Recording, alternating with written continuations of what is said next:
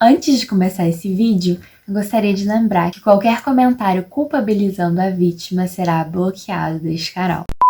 Oi, eu sou a Alice, do Alice no País do Futebol, e hoje eu não trago um vídeo alegre, mas um vídeo necessário. Vocês já devem ter visto pelo título, a gente vem acompanhando aí desde o início de janeiro notícias envolvendo o caso Daniel Alves, suspeito de estuprar uma jovem de 23 anos numa boate em Barcelona. Uma série de notícias foram liberadas, vários jornais do mundo inteiro estão se empenhando em descobrir novos furos para esse caso. Por isso, eu achei importante, porque é importante falar desse caso de qualquer maneira possível, mas eu achei importante e um jeito responsável de trazer o caso aqui, fazendo uma linha do tempo de todos os acontecimentos desde o dia 30 de janeiro, que foi o dia em que Daniel Alves estava na boate em Barcelona. Então vamos começar com essa nossa linha do tempo criminal do Daniel Alves. Antes de começar, eu queria ressaltar que eu demorei um pouco para fazer esse vídeo, porque eu gostaria de ter um panorama mais completo do que está acontecendo, porque as pessoas tendem a culpabilizar a vítima muito rápido e duvidar da palavra da vítima. Então eu queria trazer o máximo de informações que eu conseguisse coletar, e agora parece que a gente tem uma quantidade substancial de informações que nos levam a poder acompanhar o caso com mais clareza e com mais esclarecimento também. No dia 30 de janeiro de 2022, quase no ano novo, o Daniel Alves foi a uma boate, a Boate Sutton, em Barcelona, que é onde ele residiu nos últimos meses, treinando aí com a equipe B do Barcelona. E foi essa boate, aparentemente sozinho, não foram mencionados na investigação nenhum amigo do Daniel Alves. E no dia 31 de dezembro, o jornal ABC da Espanha noticiou que havia uma denúncia de assédio sexual a Daniel Alves feita pela boate, porque uma jovem teria procurado segurança da boate, mas no que a polícia chegou ao local, no dia 30, o jogador já tinha deixado a festa e no dia 31 já teria pegado um avião para o México para se reapresentar ao Pumas, equipe que ele atualmente joga. E é importante aqui falar que a vítima até hoje em nenhum momento quis ser identificada. Ela prestou depoimento para a polícia, procurou a segurança do local, vai ao tribunal, mas ela preferiu não ser identificada. O que traz uma série de reflexões sobre a cultura do estupro, né? A culpabilização da vítima é sempre feita por algum viés. Se ela tivesse se posicionado, ela estaria tentando extorquir dinheiro do Daniel Alves, ficar famosa em cima do Daniel Alves, mas no caso dela não se identificar, já existe uma outra corrente dizendo que é tudo uma grande armação para prejudicar a imagem do jogador, etc, etc, etc. Então, na verdade, a sociedade que é patriarcal nunca está satisfeita com a situação que uma vítima denuncia um caso de estupro, e isso diz muito mais sobre a sociedade do que sobre a vítima. Continuando. Já ali alguns dias após o Ano Novo, né, com muito burburinho sobre o que estava acontecendo, no dia 5 de janeiro já de 2023, o Daniel Alves resolveu falar pela primeira vez, primeira de muitas, sobre o caso, né? Os jornais todos já estavam dando essa história, notas de repúdio já tinham sido emitidas, as famosas notas de repúdio. Então Daniel Alves resolveu dar a sua primeira versão. A essa altura, ele já tinha sido confirmado, a presença dele já tinha sido confirmada nas câmeras da boate, nas câmeras de segurança, então ele não tinha como negar que estava na boate. Mas ele disse, então, que não conhecia a jovem, não teve relacionamento nenhum com essa jovem, nunca nem tinha visto, e que estava na boate, sim, para curtir uma festa aí de pré-ano novo, e que nunca nem sabia que esse caso não tinha nenhuma procedência e que nem sabia da existência dessa menina. E assim seguiu treinando no Pumas e estreando pelo clube mexicano aí no início da temporada. Mas aí, no que ele resolveu dar a sua primeira declaração, os jornais espanhóis que estavam acompanhando o caso mais de perto também deram as versões que já tinham sido apuradas pela polícia. Câmeras de segurança da parte interna da boate mostram Daniel Alves e a vítima de 23 anos sendo levada por ele a um banheiro, onde permanecem lá por alguns minutos. Depois, o Daniel Alves é o primeiro a sair, né, do banheiro, e a vítima sai logo em seguida, chorando e procurando ali as amigas logo depois do ocorrido desses minutos que eles passaram no banheiro. Então, Daniel Alves, visto que a sua primeira declaração tinha caído por terra, né, porque ele tinha sido visto no local, deu a declaração mais curiosa de todas as declarações que ele deu. Eu vou até ler aqui. Então, abre aspas para o que o Daniel Alves teria falado depois de ter sido visto entrando no banheiro com a menina. Abre aspas. Quando você decide ir ao banheiro, não precisa perguntar quem está lá também. Sinto muito, mas não sei quem é essa senhorita. Não sei o seu nome, não a conheço e nunca a vi antes na vida.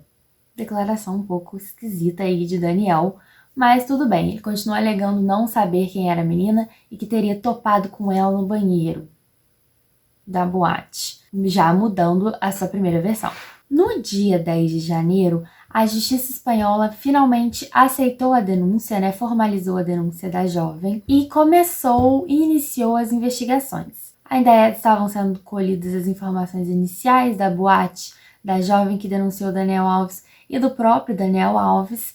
Só que ainda essas investigações estavam sendo feitas por assédio sexual, ainda não estupro. A menina já alegava estupro, mas ainda a gente não tinha essa informação através da mídia até o dia 10 de janeiro.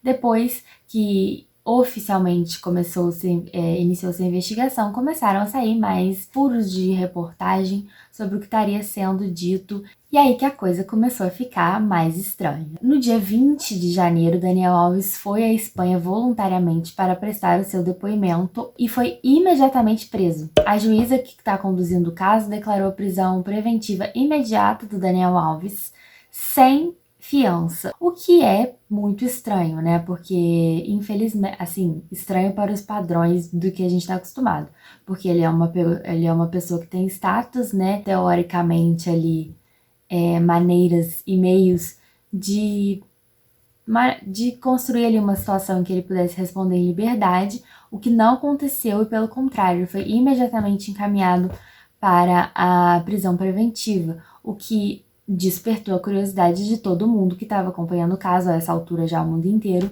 porque o que teria sido colocado em julgamento, o que teria sido colocado em depoimento que colocasse Daniel Alves imediatamente na cadeia, né? E aí as coisas começaram a ficar um pouco mais sérias pro lado dele. O que acontece também é que no dia 20 de janeiro, quando Daniel Alves deu seu depoimento, também foi o dia da denunciante, no caso a vítima do crime, se a suposta vítima até então do crime, se apresentar também à justiça e fazer a denúncia e dar o seu depoimento à juíza.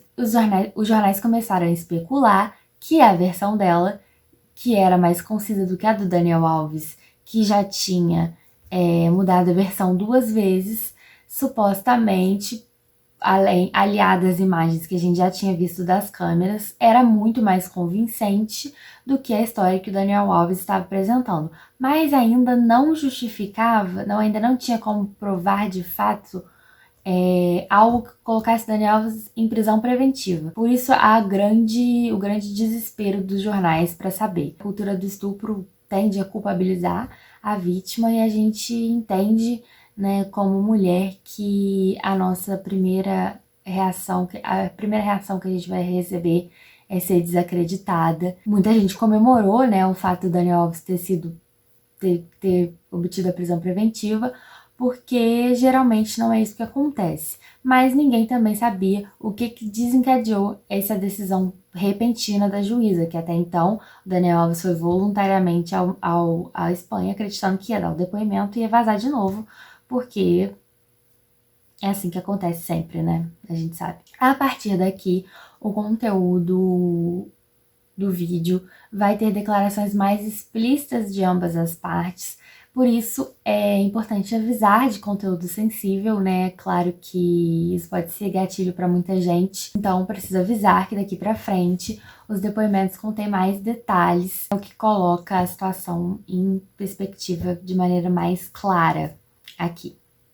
Então, prosseguindo. Lá pelo dia 21 de janeiro, logo depois da prisão preventiva do Daniel Alves, o jornal El Periódico da Espanha, que é um dos jornais que mais está envolvido aí, que mais solta furos de reportagem em relação a este caso, deu em primeira mão a declaração da jovem que está acusando Daniel Alves de estupro. Segundo a jovem, de 23 anos, Daniel Alves teria flertado com ela e suas amigas na boate e agarrado as mãos da jovem e tentado passá-las em suas partes íntimas, o que ela tentou resistir algumas vezes, mas o jogador ignorou e ele pediu a ela depois que a seguisse até a área VIP, até o banheiro da área VIP, em que são vistas as imagens das câmeras dos dois entrando no banheiro. A denunciante declarou então que foi trancada pelo atleta no banheiro e obrigada a fazer sexo com ele, o que ela primeiramente se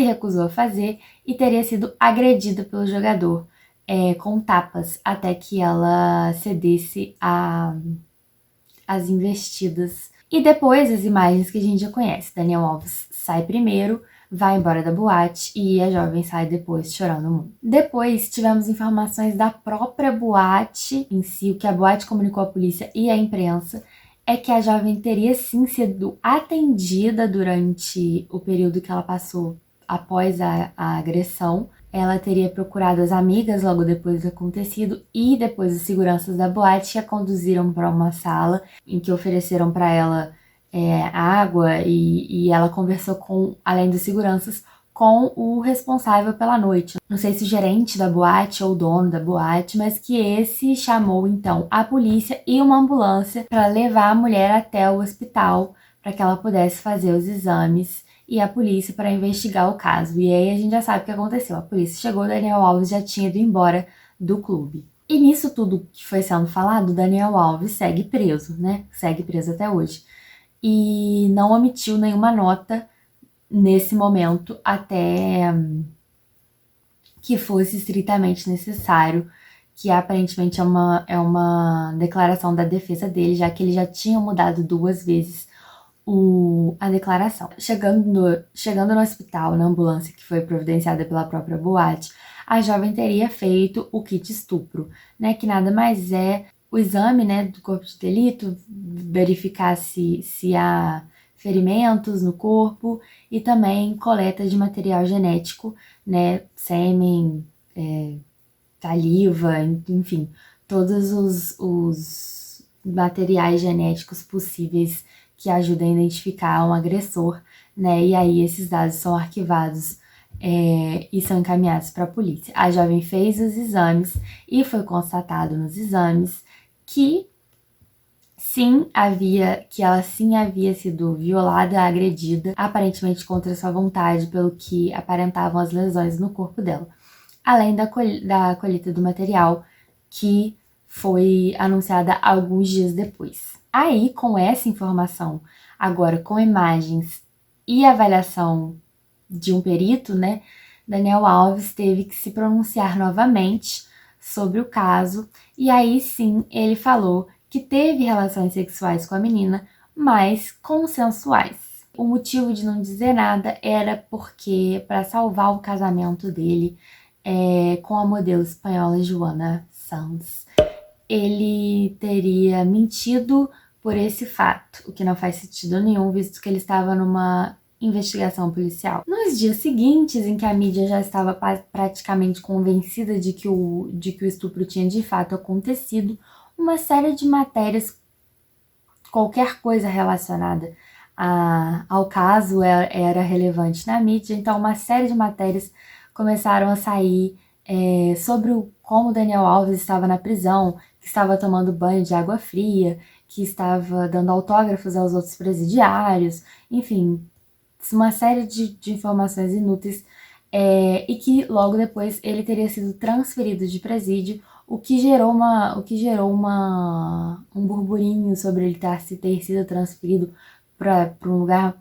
em que ele teria mais conforto, ou que não, mas aí a justiça espanhola se pronunciou sobre o fato e disse que a presença do Daniel Alves no presídio que ele foi encaminhado primeiro estava causando muito tumulto entre os presos, e aí ele foi para um presídio com menos detentos para que ele pudesse ser observado com mais cautela e que não causasse tanto frição em torno da figura do jogador. A mulher que acusa Daniel Alves, ela se negou a negociar com a defesa do jogador o pagamento de uma indenização. Ela quis a prisão do jogador. A gente tem aí uma série de jogadores que pagaram indenizações para se livrarem de acusações de assédio sexual ou até mesmo estupro, e outros jogadores também que saíram sob fiança e sob indenização, que continuam aí no mundo, né, do esporte, jogando futebol, treinando equipes. A gente sabe aí desse histórico. Então a jovem teria declarado que ela acredita que a justiça só vai ser feita caso o Daniel Alves, se condenado, permanecer preso, e não aceitaria qualquer indenização, que não era disso que se tratava. O que é um outro fator agravante para a defesa do Daniel Alves, porque eles não poderiam mais alegar que há uma extorsão de qualquer tipo da vítima, que é uma alegação muito comum feita pela defesa de acusados de estupro, né? Não é a primeira vez, e a gente sabe. Também começou a pesar contra o atleta o fato dele ter dado 3 versões diferentes e a mulher ter dado apenas uma em todos os depoimentos, o que tornou muito concisa a denúncia. Não tinha furos, né, no que ela relatava. E depois foi descoberto o motivo da prisão imediata de Daniel Alves. No que a vítima descrevia a cena do ocorrido, ela foi capaz de descrever partes do corpo do Daniel Alves com muita clareza, incluindo tatuagens íntimas que só poderiam ter sido vistas em cenas de intimidade. Ficou claro ali de que havia acontecido de fato relações com o jogador e que, junto com o exame de corpo de delito, não consensuais, não consentidos por ela. Então esse foi o fato que determinou a prisão preventiva, segundo aí os jornais espanhóis, do lateral. Por volta do dia 23 e 24 de janeiro, uma das amigas da vítima acusou Daniel Alves de ter passado as mãos nas partes íntimas dela também, antes de que ele convidasse a acusante a sair com ela para a área VIP. Ele teria provocado ali as outras amigas também de maneira não consentida.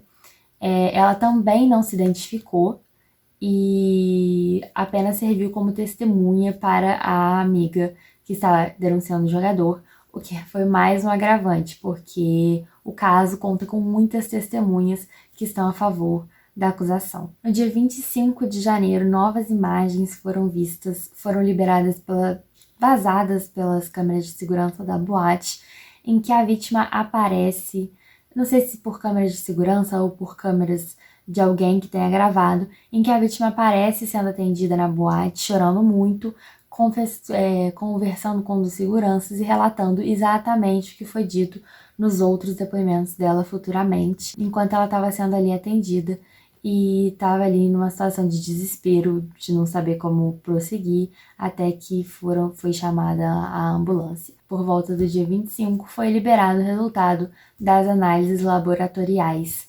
confirmando aí relações com o jogador Daniel Alves.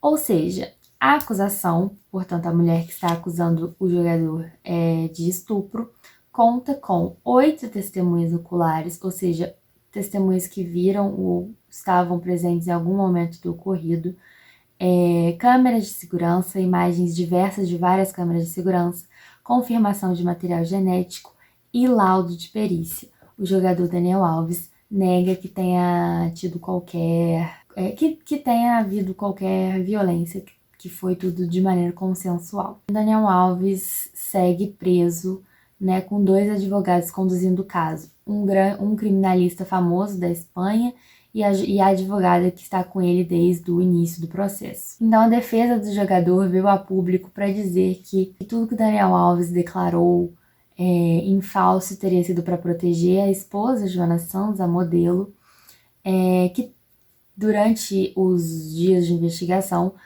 usou as redes sociais para fazer postagens enigmáticas, pedindo a ajuda de Deus, para que ajudasse ela nesse momento difícil, mas não se referindo a nada específico.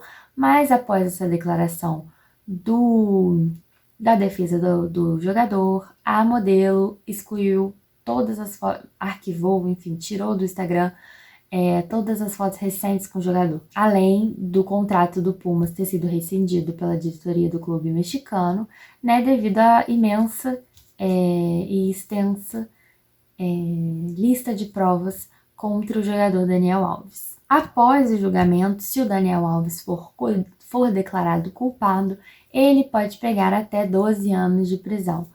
Pena que ele já começa a cumprir agora, estando preso antes do julgamento. Muita gente vem dizendo que querem usar o caso Daniel Alves como um caso modelo para que se evitem outras situações parecidas, que a negligência da justiça em casos como o do Robinho não poderia se repetir, mas a gente ainda não sabe porque ainda não houve o julgamento. O fato é que Daniel Alves segue preso até o julgamento, que não está marcado ainda. Apesar da grande repercussão do caso, muita gente ainda está incomodado, eu também. Pouco tem sido falado de fato sobre o caso, além das notícias. Os jornais estão de fato empenhados em noticiar, né, o que vem sido decidido pela justiça espanhola. Não é a falta de cobertura da imprensa o que a gente está vendo acontecer. É o fato da falta de reflexão sobre o caso, especialmente de figuras do futebol que gostam muito de comentar sobre casos morais, políticos, entre outras situações, grupos de jogadores, entidades de futebol, clubes em que Daniel Alves já jogou, amigos do Daniel Alves e outras pessoas que poderiam se pronunciar repudiando esse caso não se pronunciaram. Então é a falta de reflexão de fato desse caso que causa uma certa revolta. Mas a gente, claro, aqui eu vou dar minha posição de que eu confio na vítima. Claro que eu acredito em julgamento, direitos humanos, né? E quero que esse caso seja conduzido da maneira que tiver que ser conduzido pela justiça, né? Não acredito em condenação popular, mas a vítima que apresenta provas, enfim, além de extremo abalo emocional, ela apresenta todas as provas necessárias para colocar o Daniel Alves no momento do crime. Segundo a defesa dela, ela está em tratamento psiquiátrico para o estresse pós-traumático e também tomando coquetéis, já que o Daniel Alves teria cometido o estupro sem o uso de preservativo.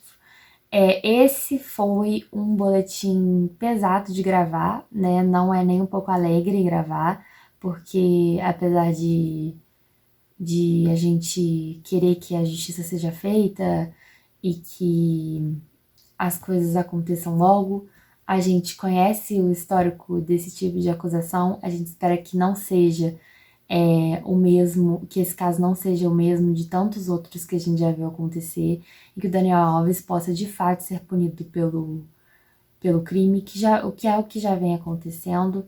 Ele tem todos os direitos e recursos para se provar inocente, o que até agora ele não conseguiu, porque as evidências contra ele são totalmente plausíveis e fortes. Por isso, fiz questão de deixar aqui a linha do tempo com todos os acontecimentos, para que a gente, nesse mês de janeiro, que foi totalmente coberto, né, por isso, né, foram muitas reportagens acerca desse fato. Só uma coisa, a vítima é a menina. O que se tem que preocupar é como está a menina. Pelo que eu sei, ela está com problemas psicológicos, está passando por psiquiatra, está com insônia, não consegue dormir desde quando aconteceu isso. Tá? Então, se fala muito do Daniel, que como será a vida do Daniel depois? Se for confirmada a acusação, se ele for julgado, ele for condenado, você acha que ele estragou a vida, gente? A vida estragada nesse momento é da menina, né? É da menina. Não pode tentar inverter os valores. Não é que não pode tentar. Nós que participamos fazemos trabalho de jornalismo esportivo, não podemos cair nessa conversa de que esquecer que a vítima é a menina. Não podemos esquecer que a vítima é a menina. Nesse momento, a vida estragada é da menina. Se você gostou desse vídeo, por favor, se inscreva no canal, ativa o sininho para receber as notificações toda vez que tiver um vídeo novo por aqui. Obrigada por acompanhar até aqui. Eu estou nas redes sociais como @Alice no País do Futebol, aqui no YouTube e no Instagram. Alice M. Couto no Twitter. Se inscrevam aqui no canal, me sigam no Instagram e vamos aí conversar mais sobre esse assunto, porque o que tem que acontecer agora é a discussão. Um beijo e até a próxima.